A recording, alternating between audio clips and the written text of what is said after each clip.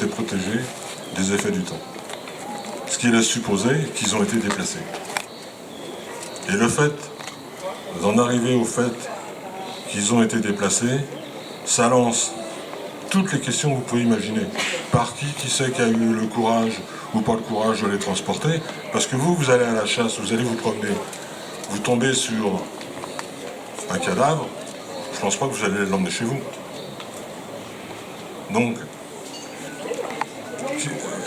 quel sang-froid avaient les tueurs ce jour-là pour faire disparaître les corps, les remiser quelque part et les ressortir 72 jours après. Alors que pendant ces 72 jours, je vous garantis que le secteur a été quadrillé, recadrillé par la gendarmerie, par les parachutistes de la gendarmerie, par le GIGN, par le RAID. Tout dit, on n'a rien trouvé. C'est un premier mystère. 30 ans plus tard, on a quelques certitudes que les corps ont été déplacés, peut-être pas très loin, mais qu'ils ont été déplacés, et que la scène de découverte des corps n'est pas la scène du crime. Et la justice et les gendarmes, je pèse mes mots, ont fait une erreur ce jour-là, en considérant que la scène de découverte des corps était la scène de crime. On n'a pas recherché les mêmes choses, et aujourd'hui, on ne sait toujours pas où ils ont été exécutés. Donc le problème va à ce moment-là, la justice ouvre enfin une enquête judiciaire, la confie à la section de recherche de la gendarmerie de Paris, à l'époque dirigée par le colonel Recordon. Alors le colonel Recordon, c'est un officier exceptionnel dans la gendarmerie, et je ne dis pas ça en rigolant, je le connais personnellement, je ne dis pas ça en rigolant. C'est un officier exceptionnel parce que, à la tête de la SR de Paris, il a réglé ce problème de financer assassiné de Fontainebleau, mais au même moment, il part aux États-Unis pour les premiers brides de l'enquête sur le sang contaminé, donc du boulot, et au même moment, on lui confie le dossier de retrouver le milicien Paul Touvier au cul duquel on court depuis des années et des années. Donc je peux comprendre que le colonel Recordon, on s'est dit, 2 corps, 2 morts, c'est pas banal, mais ce n'est que 2 morts par rapport aux autres dossiers qu'il avait. Et la gendarmerie va à ce moment-là répartir les dossiers d'enquête à différents enquêteurs de chez eux, sans jamais qu'il y ait une coordination entre les uns et les autres. Ce qui fait qu'on est arrivé au bout d'un moment, au bout d'un an, 2 ans, 3 ans, à plein de pistes qui n'ont jamais été approfondies. Alors, dans les pistes, la première qu'on a découverte, c'était la ressemblance entre Gilles Naudet, l'une des victimes, et le fils aîné du président Moubarak. Alors vous allez me dire, ça n'a rien à voir. Mais il se trouve que le président Moubarak avait une maison à Bois-le-Roi, à moins de 100 mètres de chez les parents de Gilles Naudet. Le hasard? Oui, le hasard. Sauf que quand on compare, il y a une possibilité de confondre la photo de Gilles Naudet et celle du fils Moubarak. Alors, la question se pose, est-ce qu'on s'est trompé de cible? Est-ce qu'on a eu affaire à un commando qui est venu régler son compte à ce qu'il pensait être le fils du président Moubarak, surtout que ça se passait mal en Égypte? Pourquoi pas? On ne sait pas. Tout ce que je sais, c'est que quand on a fait allusion à cette piste potentielle, le lendemain de l'article que j'ai fait en l'évoquant, j'étais convoqué par les services de sécurité de l'ambassade d'Égypte à Paris. On m'a demandé des explications. Mais comment vous savez que machin, que c'est comme ça, ainsi de suite. Ah, il faut que vous veniez, on va vous entendre, on va vous écouter. Je vous avoue que j'étais pas très courageux, que j'avais pas envie de finir dans une caisse, donc je suis pas allé les voir. Et puis ça s'est passé comme ça, et un jour je reçois une invitation. Le président Moubarak est en visite à Paris, il serait heureux de vous rencontrer. Oui, mon œil. Mais j'y suis allé, et j'ai eu affaire à un personnage qui n'en avait rien à faire de ce que j'étais, mais qui a su quand même me dire « Qu'est-ce que vous m'avez emmerdé ?» Pas emmerdé, sauf que la fameuse maison qu'ils avaient à Bois-le-Roi, le jour où l'article est paru, le lendemain elle a été vendue, ils l'ont vendue, s'en sont débarrassés. La piste, elle n'a pas été plus loin de ce côté-là. Je confirme, tu as un emmerdeur. Je confirme, tu as un emmerdeur. Pour les gens qui ne connaissent pas, c'est mon ami Claude Cancès, patron honoraire de la police judiciaire française, qui s'est intéressé au dossier un peu en profondeur. Alors, hormis la piste du fils Moubarak, on est aussi dans un secteur de la forêt de Fontainebleau où les terroristes qui ont ensanglanté Paris à l'époque avaient planqué leur argent, leurs munitions, leurs papiers dans des tonneaux qui étaient enfouis dans la forêt de Fontainebleau à 200 mètres d'où Gilles et Anne-Sophie ont probablement été tués. Une autre piste sérieuse, on s'aperçoit que le secteur où Gilles et Anne-Sophie sont censés avoir été abattus est un secteur de la forêt qui sert de lieu d'entraînement à des milices privées. Bavure, pas bavure, on ne sait pas. Je finis par retrouver l'un des mercenaires qui s'entraînait là. Je vais le voir. On verra bien. Il me dit, c'est quoi votre affaire? Je lui explique, un couple qui a disparu dans le secteur où vous vous entraînez. Ah oui. Ils sont comment? Ils sont comme vous et moi. Non, mais ils sont de quelle couleur? Ben, je dis, c'est des blancs. Ah bah si ça avait été des Africains, on les aurait peut-être tués, mais pas des blancs. On n'a pas été plus loin, on n'a pas cherché à en savoir plus. Et puis, il y a un certain nombre de choses qui vont entrer en ligne de compte. C'est-à-dire que les gendarmes vont avoir du mal à répertorier tous les gens qui étaient en partie de chasse ce jour-là. À l'époque des faits, pour les gens qui connaissent un peu le secteur, on avait deux secteurs. Il y avait un secteur où c'était une partie de chasse organisée par l'association communale de la chasse d'Arbonne, et on avait à côté une chasse privée sur le domaine du marquis de Gannet. Les gendarmes n'arriveront jamais à avoir la liste complète des gens qui étaient aux parties de chasse. À l'impossible, nul n'est tenu. Cette piste-là reste la plus valable, mais on l'a abandonnée. Alors, le scénario idéal de cette affaire, je ne l'ai pas. On peut penser que ce jour-là, jour d'ouverture de la chasse, Anne-Sophie et Gilles sont allés se promener avec leur chien. Et le petit chien, il était devant eux, il galopait dans l'herbe devant eux. On peut penser que des braconniers qui étaient en embuscade ce jour-là aient tué le chien par erreur et que ça a dégénéré. Reste que quand même, il faut avoir quand même un certain courage ou une certaine inconscience pour tuer deux personnes pour un chien. On peut s'expliquer, on peut faire ce qu'on veut, mais on n'est pas obligé de s'assassiner. Qu'en penses-tu, Claude, sur ce plan-là? Ben pour l'instant, je n'ai pas grand-chose à rajouter à ce que tu viens de dire, si ce n'est, ne s'est pas bien présenté, Christian, il faisait à l'époque partie de ces journalistes d'investigation qui avaient tendance à fourrer son nez dans des affaires qui n'étaient pas forcément audibles aux yeux de certaines personnes. Et je pense notamment à ton contact avec Moubarak. Voilà, je voulais préciser quand même un petit détail, c'est que dans toutes ces enquêtes criminelles, qu'elles soient menées par les gendarmes ou par les flics, le point de départ, le plus important bien entendu, c'est les constatations, la scène du crime, figer la scène du crime, et à partir de là, tirer les ficelles. Nulle part, avant d'être flic ou gendarme, on est homme. Et l'homme ou la femme ne peut pas s'empêcher, face à ce qui est toujours un drame, un meurtre, la mort d'un homme ou d'une femme, c'est toujours quelque chose de dramatique, on ne peut pas s'empêcher d'échafauder des hypothèses. Mais il faut tout de suite faire chasser de son esprit toutes les hypothèses qu'on échafaude pour s'en tenir au fait et à tirer les ficelles. Ce qui est là, ça n'a pas pu être fait jusqu'à la fin. Tout à fait.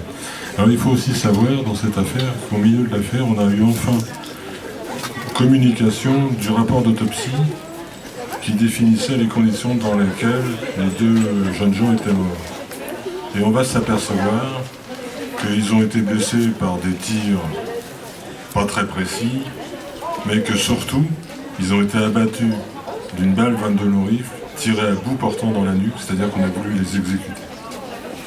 Et là, on se trouve devant un domaine différent. Alors, est-ce qu'on a affaire à des truands qui ont réglé un compte Là encore, il y a plein de pistes. On sait qu'il y a deux armes différentes qui ont été utilisées selon des angles de tir différents, ce qui veut dire deux tireurs, parce qu'un tireur, il ne jongle pas avec ses carabines. Donc, on a deux armes de calibre 22 long rifle qu'on va rechercher. Les gendarmes vont faire toute l'Europe pour retrouver les propriétaires d'un certain type de carabine, qui est la carabine X51BT. Tous les propriétaires, français, allemands, suisses, anglais, néerlandais, belges, qui avaient des armes, ont été visités. Ça n'a abouti à rien. Donc c'est vrai que ça pose quand même de nombreuses questions. Est-ce que c'est une partie de chasse qui a dégénéré? Est-ce que les fiancés sont tombés sur quelque chose qu'il ne fallait pas? On ne sait pas. Mais les choses vont se compliquer parce que le premier jour des recherches qui ont été faites, quand je suis arrivé sur place, j'ai un individu qui m'a sauté dessus et qui m'a dit « Prenez en photo ma portière de voiture, on m'a tiré dessus. » A priori, quand je vais en forêt, que je m'arrête, je n'ai pas de gens qui me sautent dessus pour me dire ça à chaque fois.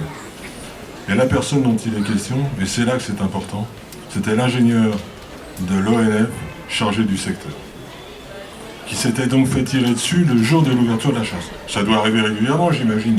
Les chasseurs ne sont pas toujours très bons dans les tirs. Mais quand même, ça pose question.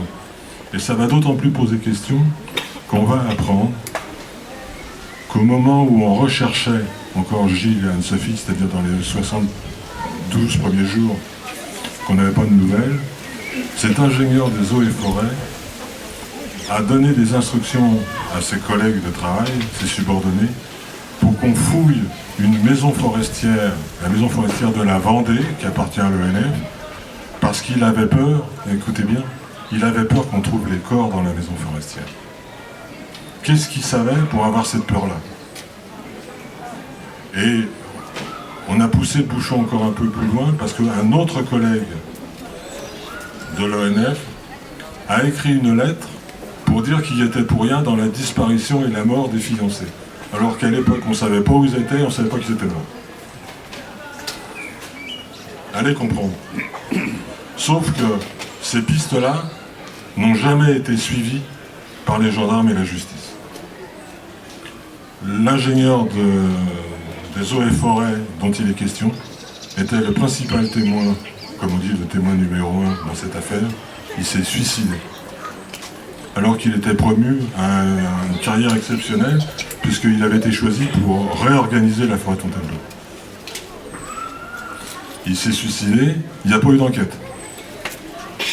Quand j'ai posé la question aux gendarmes en disant « Mais attendez, ce monsieur est mort, d'habitude on fait une enquête pour savoir comment ça s'est passé. » « Oui, mais on ne voulait pas déranger son épouse, donc on a laissé tomber. » Et 25 ans après les faits, quand enfin il y a eu un début de procès aux assises de l'Essonne, le président de la cour d'assises appelle, comme témoin, l'ingénieur de l'ONF. Tout le monde se regarde, il y a un blanc quand même quelque part, et il y a quelqu'un qui dit dans la salle « Mais attendez, il est mort, ça fait déjà 6 ans. » Les gendarmes n'avaient même pas tenu au courant le dossier d'instruction. Pose quand même problème. Partant de là, il y a beaucoup de rumeurs, tout le monde avait tout vu, tout le monde savait tout, on savait, même si on ne devait pas savoir. Les gendarmes ont fini par tomber sur un jeune homme, à l'époque il avait 16 ans, connu, le coupable parfait si j'ose dire, le petit loupard, habillé en treillis militaire, qui se trimballe toute la journée dans la forêt, qui tire sur ce qui bouge. Ça pouvait être effectivement le coupable idéal. Ils vont l'interpeller, ils vont le mettre en garde à vue. La garde à vue va durer 48 heures à Montpellier, et pendant ces 48 heures, il va fournir 4 scénarios de ce qui s'est passé. Un premier scénario où il met en cause son père, en disant qu'il était avec lui. Un deuxième scénario où il met en cause son père et un ami de son père. Un quatrième scénario où c'est la tante lointaine qui était aussi par là.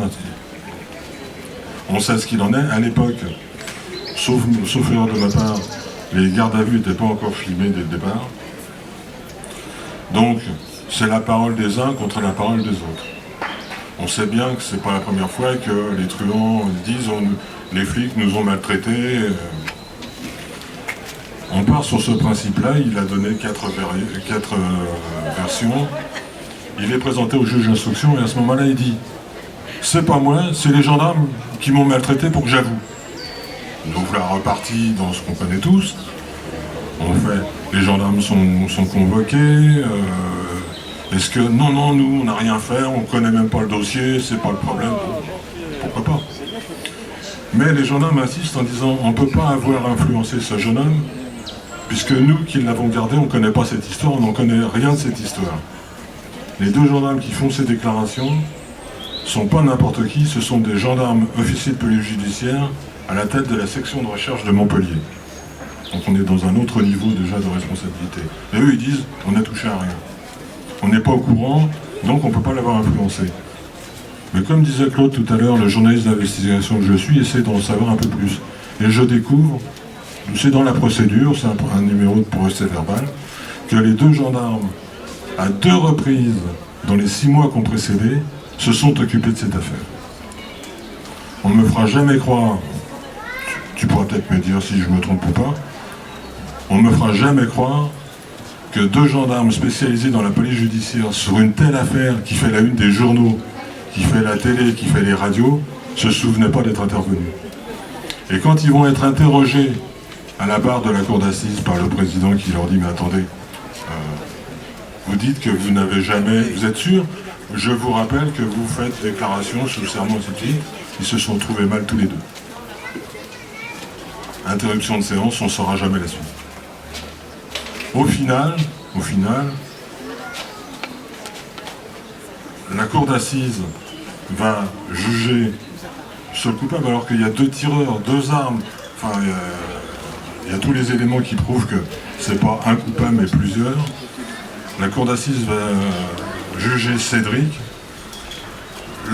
L'avocat général avait réclamé 30 ans pour 2 morts, alors que, je rappellerai, qu'en tant que mineur, il bénéficie d'une réduction de peine automatique ou d'un plafonnement de sanctions. Il va être acquitté. Acquittement, on recommence à 0. Les parents des 2 victimes disent on va déposer plainte avec constitution de partie civile pour savoir la vérité. Puisqu'on nous a présenté un jeune homme qui était censé être le coupable et que la justice nous dit c'est pas lui, c'est qui? On recommence. Donc il demande au procureur de la République et au doyen des juges d'instruction de relancer l'enquête, ce qu'ils refuseront l'un et l'autre de faire. On ne rouvrira pas les investigations, on va laisser courir la prescription au bout de 10 ans, cric-crac, le dossier est fini, circuler, il n'y a plus rien à faire. Et aujourd'hui, on ne sait toujours pas. Par contre, ce que je peux vous dire, c'est que depuis la prescription, c'est-à-dire depuis une dizaine d'années, j'ai reçu à ce jour 14 témoignages de gens qui n'ont jamais été entendus par les gendarmes, qui n'ont jamais été entendus par le juge d'instruction, et qui ont tous des éléments déterminants sur cette affaire. Sauf qu'il y a prescription, et qu'on ne peut pas rouvrir le dossier.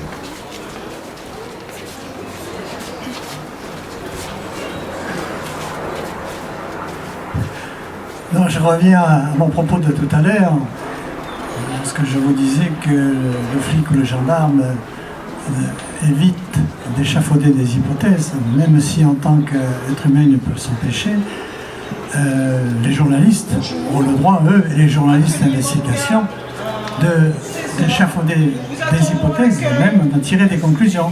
Alors, j'aurais une simple question à poser à mon ami Christian. Quelle hypothèse, pour toi, tu retiens dans cette affaire? Ça n'engage que moi. J'ai longtemps envisagé un accident de chasse. Ça semblait le plus crédible. On était un jour de chasse, ça dégénérait, et puis je ne vais pas faire d'insulte aux chasseurs, mais on sait quand même qu'un certain nombre de chasseurs, l'après-midi venant, ils ont bien vécu le midi, et on ne sait pas trop ce qu'ils font s'ils sont clairs dans leurs idées.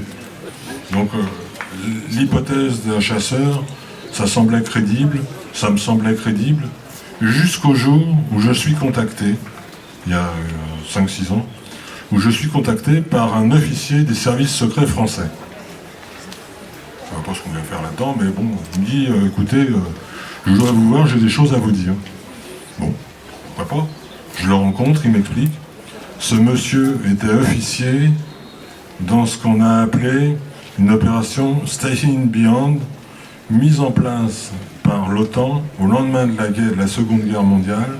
L'OTAN a mis en place dans tous les départements des groupuscules, si j'ose dire, prêts à intervenir si la France avait été envahie par les soviétiques. Et ces gens-là continuent à s'entraîner en forêt de Fontainebleau, encore aujourd'hui. Ça, c'est l'actualité. Ça, c'est l'actualité. Intéressant. Et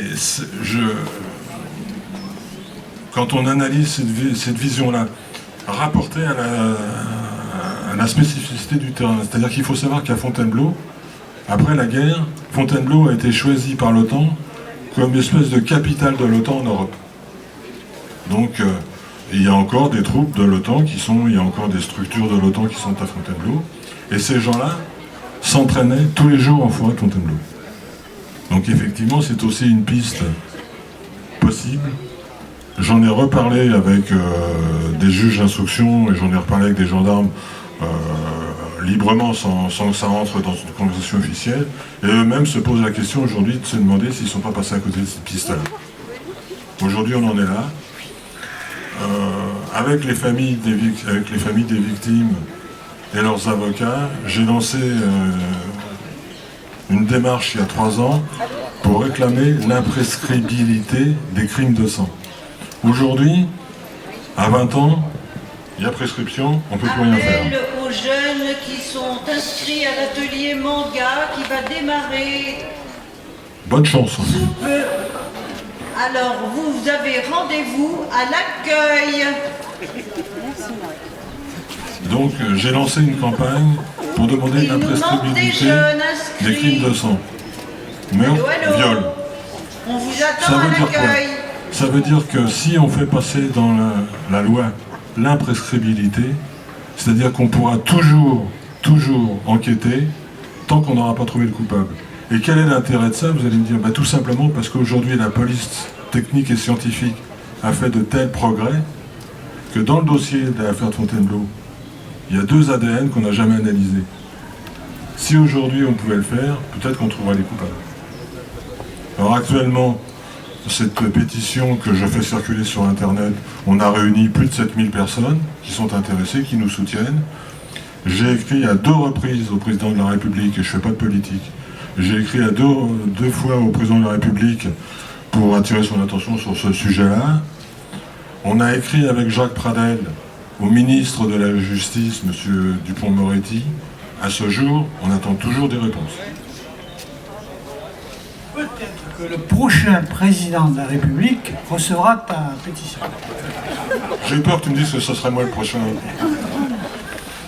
Voilà, assez résumé, en essayant d'être le plus clair pour vous, cette affaire qui défraye la chronique. Ce que je disais, C'est pas clair. ce que je dis souvent, c'est que quel que soit l'endroit où je fasse un salon, je trouve sur des gens qui me disent « on connaît cette affaire, on en a entendu parler ». Faites votre opinion, je suis prêt à répondre à toutes les questions, même celles qui fâchent. Est-ce qu'au moins je vous ai intéressé dans l'affaire? Alors je vous conseillerais, c'est un côté intéressant, d'ici ce soir ou demain, le livre est en vente sur mon stand.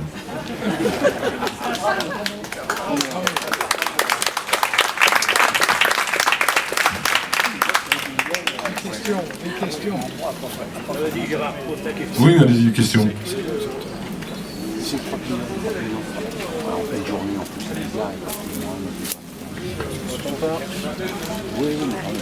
Mhm.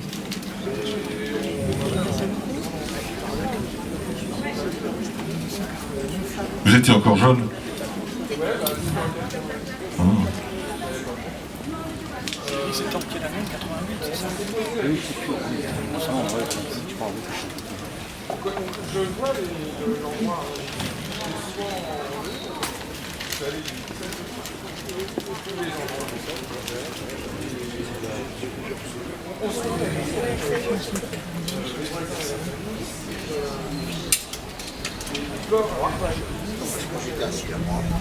Alors, cette question a été posée, elle se pose. Selon le docteur Campana, qui est un grand spécialiste de la médecine légale, non, pas dans un frigidaire, pas dans un congélateur, mais éventuellement dans une cave sèche, mais pas d'humidité. Et là, effectivement, s'ils avaient passé 2 mois dans une pièce de cette nature, notamment le sous-sol de la maison forestière qu'on a fouillé de A à Z, c'était compatible avec l'état dans lequel on les a retrouvés. Ça, c'est la conclusion des experts. Oui. 2 précisions supplémentaires. Quand on a découvert les corps le 10 janvier 1989 à l'endroit où on était passé, on ne les avait pas trouvés, ils étaient recouverts de fougères pour essayer de les assimiler. Et les experts d'un établissement qui s'appelait le CARM, qui est un spécialiste de ce genre d'analyse, a établi qu'une partie des fougères qui recouvraient les corps avait été coupée 8 jours avant qu'on les découvre. Donc quelqu'un est passé à ce moment-là, bien longtemps après, 70 jours après, pour couvrir les corps. Qui sait, je ne sais pas. Autre chose qu'il faut savoir, dans cette maison, dans cette fameuse maison forestière, on a tellement embêté les gendarmes en disant « mais vous n'avez pas fouillé, vous n'avez pas voulu, vous n'avez pas », qu'un jour ils ont pété les câbles, ils ont dit « on fouille la maison de fond en comble, on analyse tout ce qu'on trouve ». Le rez-de-chaussée de cette maison forestière, l'occupant l'avait rempli de détritus, de pots de fleurs, de machins, c'était immonde. Le sous-sol, vous auriez mangé par terre. Est-ce que les corps ont été entreposés à cet endroit-là? On a fait venir 3 chiens. Les 3 chiens ont fait le tour de la pièce de la même façon. Et ils se sont arrêtés tous les 3 au même endroit. On a trouvé des poils, mais comme disait le colonel Encordon, je ne sais pas si c'est un modèle chat ou un modèle chien. Donc il y a plein de zones d'ombre qui existent encore aujourd'hui.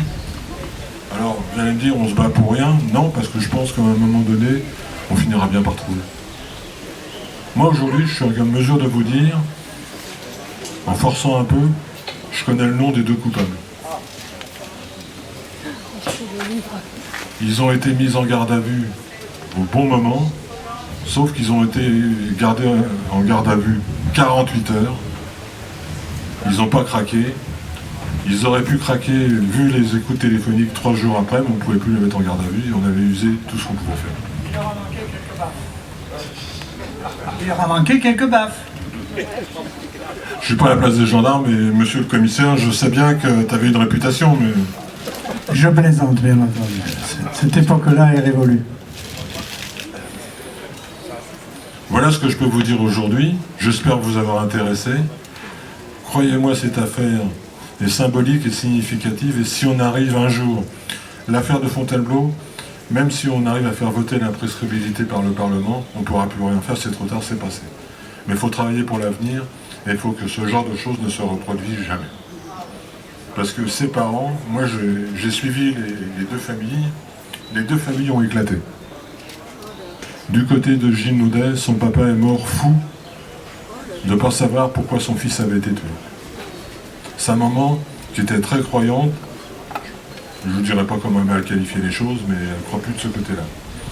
Et les parents d'Anne-Sophie, la 2e victime, ont éclaté. L'une de ses sœurs s'est suicidée. Donc je pense que c'est plus tolérable, il faut qu'on fasse en sorte. La technique est aujourd'hui, et on va progresser. À l'époque des faits, par exemple, tout simplement, si on avait eu ce qu'on a aujourd'hui, le bornage téléphonique, au moins on savait qui était là ce jour-là. Il suffisait de les interroger, d'en savoir un peu plus. Les progrès de la technique sont en marche, si j'ose dire, sans dire des bêtises. La police judiciaire est de plus en plus pointue, et je pense qu'il faut qu'on obtienne cette imprescriptibilité dans les crimes de sang. Alors aujourd'hui, j'ai le soutien de 2 personnalités, Jacques Dallest, l'ancien procureur général, et Michel Fenech, qui est un ancien juge d'instruction et qui est député. ils soutiennent. Mais ça fait pas beaucoup.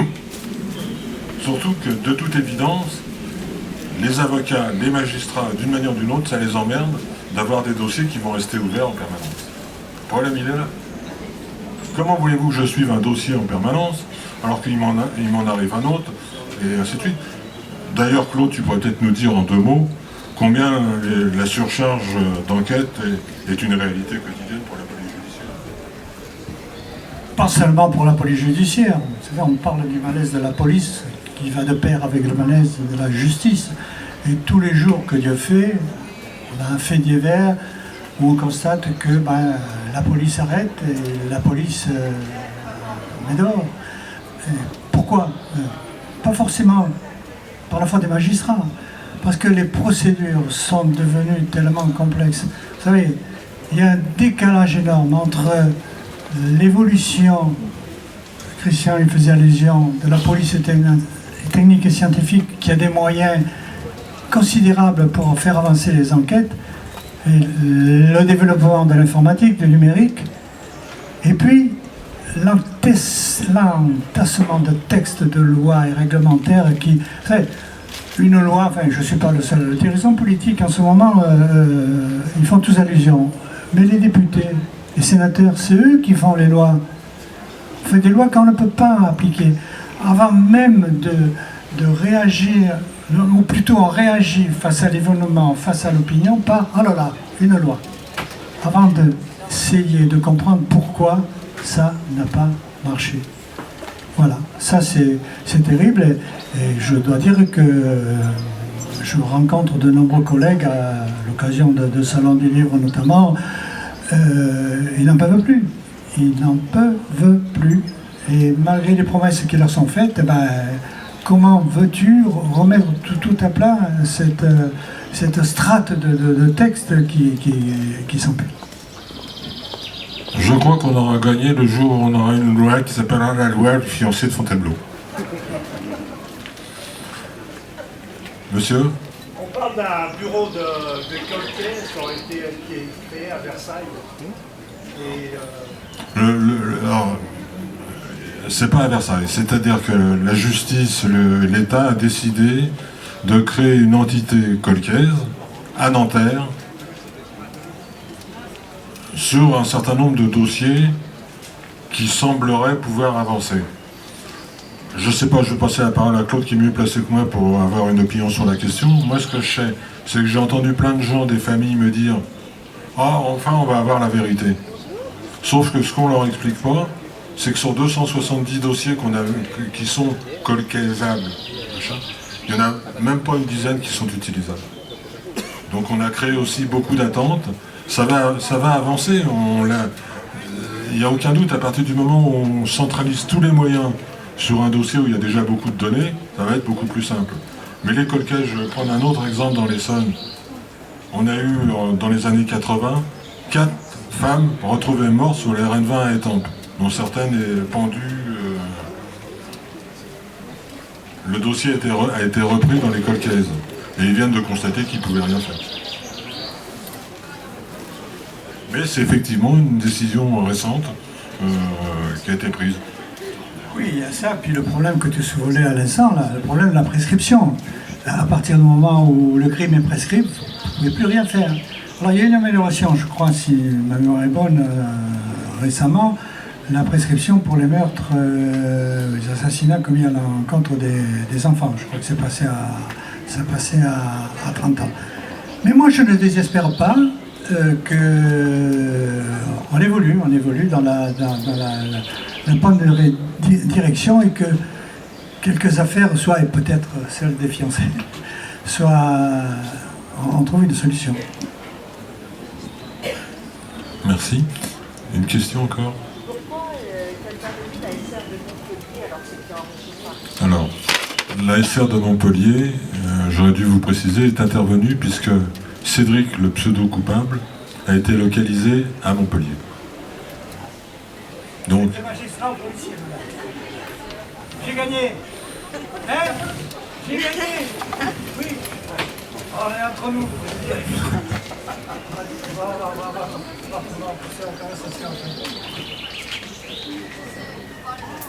Tout simplement parce qu'il a été interpellé.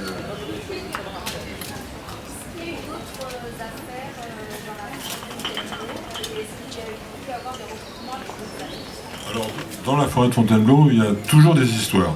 Vous pouvez être sûr, il y a toujours des histoires. C'est l'endroit où Jacques Messrine était censé s'entraîner. C'est l'endroit où les truands parisiens règlent leur compte. C'est l'endroit où ma grand-mère a abandonné son chien. Les pathéticiennes se livrent à la communauté un petit peu aussi. Donc effectivement, en forêt de Fontainebleau, il y a souvent des choses, mais des rapprochements avec cette affaire-là, jamais. Quelque chose qui aurait pu déboucher sur... Il y a eu des meurtres, il y en a encore récemment, mais je crois qu'il y en aura tout le temps. Hein. La forêt de Sénart est guère mieux fréquentée, si j'en crois les journaux. On a trouvé un cadavre il y a 2 jours, alors que quelqu'un se promenait en forêt de Sénart.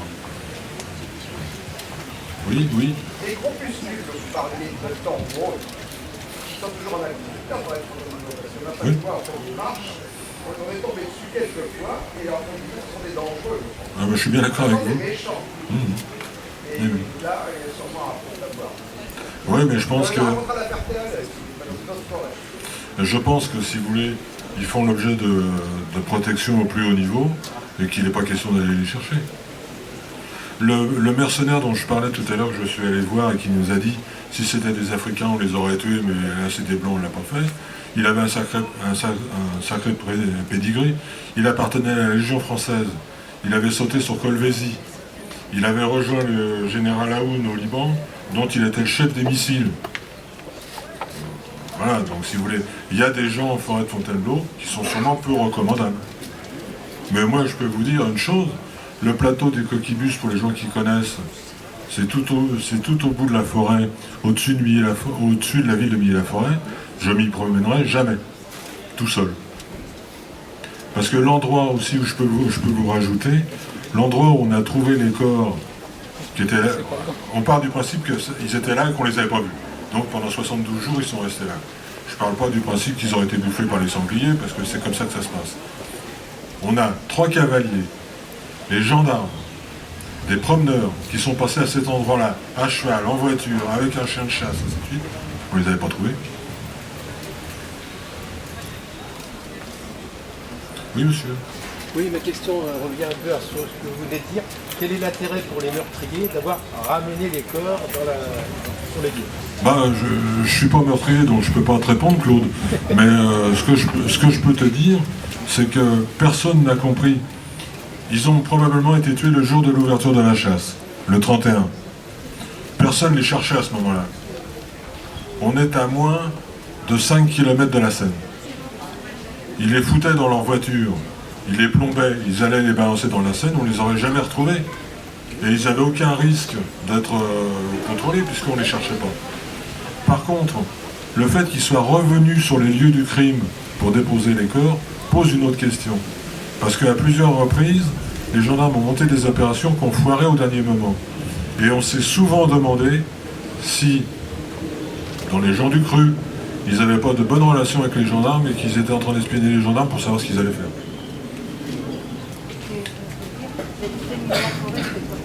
Pardon ? À cette époque-là, j'habitais Milly-la-Forêt. Oui. Vous alliez à la chasse ? Et ce que vous dites, c'est exactement vrai. C'était les Constèze à Milly-la-Forêt. On n'en parlait pas. Il ne fallait pas aller au Coquibus, il ne fallait pas aller là. Alors je peux aussi vous apporter une précision sur un présumé suspect ou sur un client qui est resté longtemps dans le collimateur des journalistes, qui était le chauffeur du procureur de la République de l'époque. Ce monsieur trimballait donc le procureur de la République ici ou là, et il entendait bien ce qui se disait dans la voiture. Or ce monsieur est un chasseur, habite à côté de Milly-la-Forêt et a plein de copains chasseurs. Ne me faites pas dire ce que j'ai pas dit. Mais tu l'as dit. Mais je l'ai dit. Voilà, mais on nous disait que c'était les chasseurs, il ne fallait pas qu'on traîne là, et c'était tout le monde se faisait à Milly-la-Forêt. Et quand j'emmenais les enfants le matin à un autre endroit des Trois Pignons, où je dis, pour des militaires, on les voyait. On les voyait dans le sable, ils se cachaient dans les...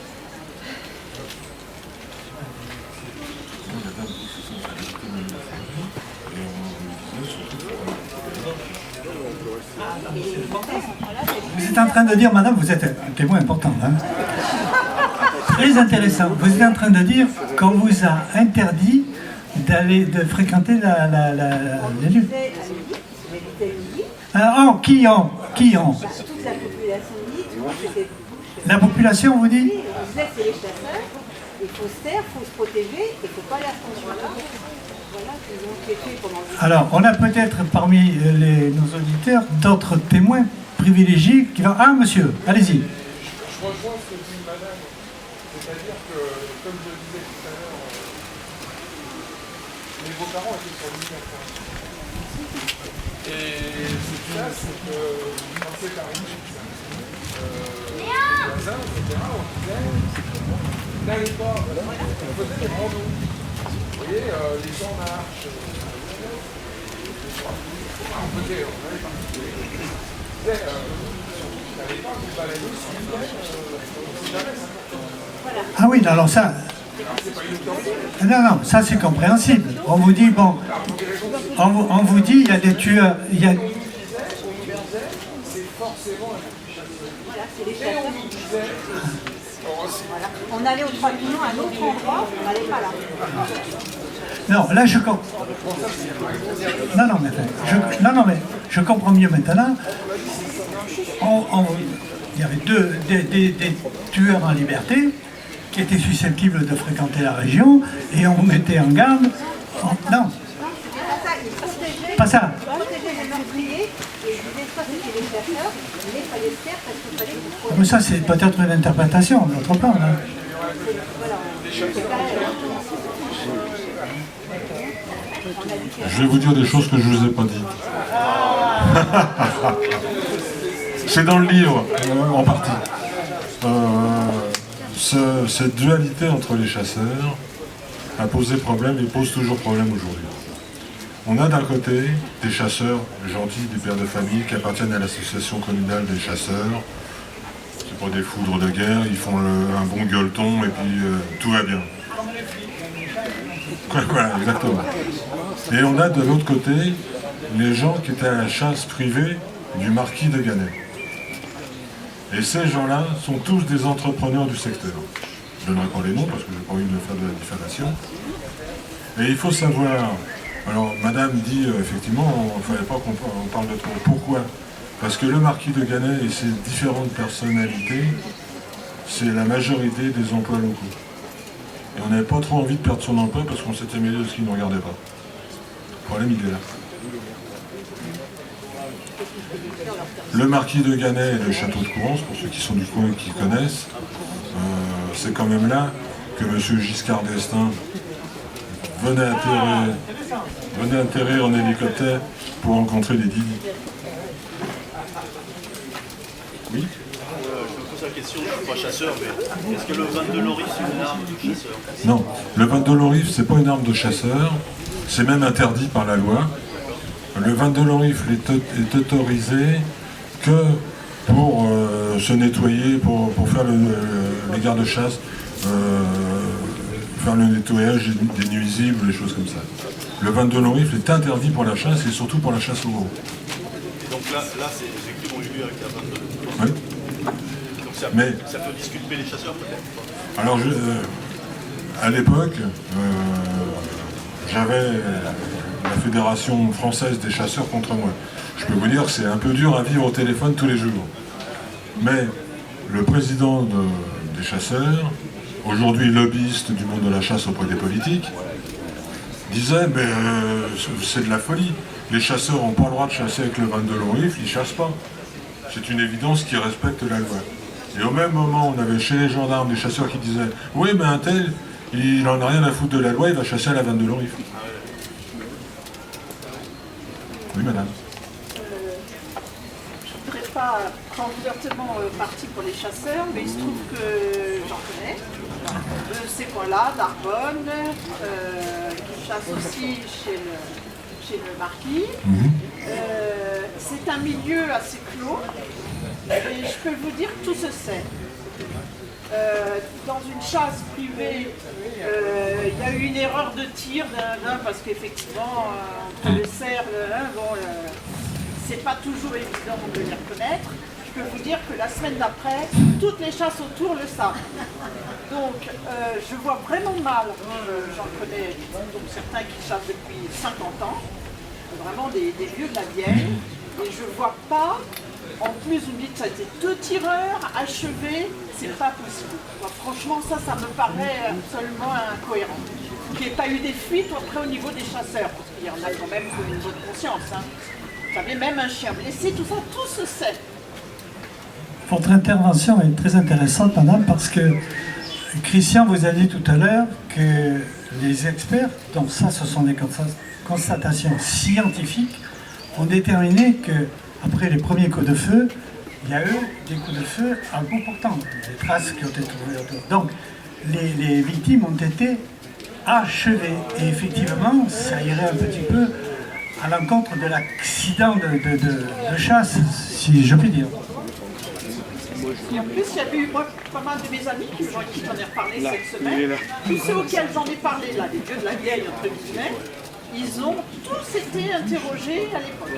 Et eux ont une version que ça vient de très très haut. On arrive à la même conclusion d'une manière ou d'une autre. C'est que très très haut, il y a un parapluie qui a été ouvert. Circuler, il n'y a rien à voir. Et pour ajouter à ce que vous avez dit, je n'ai jamais fait l'amalgame entre tous les chasseurs. Il y a les viandards, ceux que j'ai appelés les viandards, qui font de l'argent en abattant du gibier. Et puis il y a les autres, les normaux, ceux qui vont à la chasse par plaisir et qui n'ont pas envie de tuer quoi que ce soit. Mais comme vous dites, il va falloir remonter. Je peux vous dire que c'est compliqué. C'est vous qui l'avez dit, moi j'ai rien dit. J'attends d'autres noms si. Vous avez raison, il y a la famille Michelin qui est propriétaire, il y a les frères Darbonne, il y a le café Richard.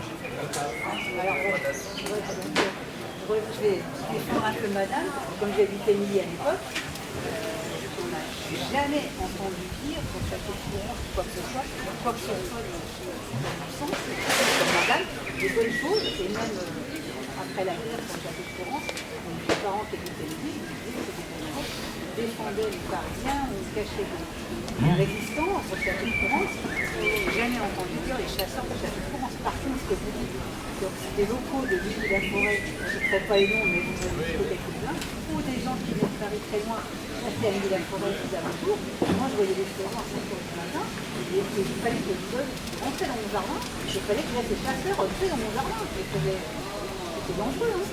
Moi, j'ai la même version, mais surtout sur des communales. À cette époque-là. Plutôt sur des communales. Il y a la guerre entre les communales, il y a la guerre entre la communale et les chasses privées. Voilà. J'ai eu des témoignages de riverains aussi dans le coin qui ont dit mais c'est terrible, comme ils ont peu de gibier, vraiment ils rentrent dans les propriétés. Oui, ils rentrent chez moi. Bon, surtout pour le faisan, le pigeon, les choses comme ça. Enfin, oui, ça me pose les pieds. Ça vient de très très haut, il y a l'ouverture de Sarah dessus. Et le couple particulier qui est Tout à fait. donc ça serait une chasse sur la nature. Si vous voulez, quand ça vient de très très haut, c'est un couple ordinaire qui ne nécessite pas, mais c'est peut-être la nature du tueur ou des tueurs qui pose problème et qu'on protège. Sans que ça veuille dire, madame, qu'ils sont tous pourris, hein, c'est parce que... La question qui se posait à un moment donné, c'est de se dire, effectivement, je vais être catégorique, il y a la chasse des notables et la chasse du peuple. Moi, je me suis dit longtemps, si c'est un chasseur de la chasse du peuple qui a déconné, la chasse noble va le dénoncer. Mais pas dans l'autre sens, puisqu'il y a l'emploi qui tient. Voilà. Mais bon, l'affaire continue, hein, l'affaire est ouverte. J'espère vous avoir intéressé à un sujet, avoir répondu à vos questions autant que j'ai pu. J'ai sûrement oublié des choses, mais bon, on va bosser. Merci.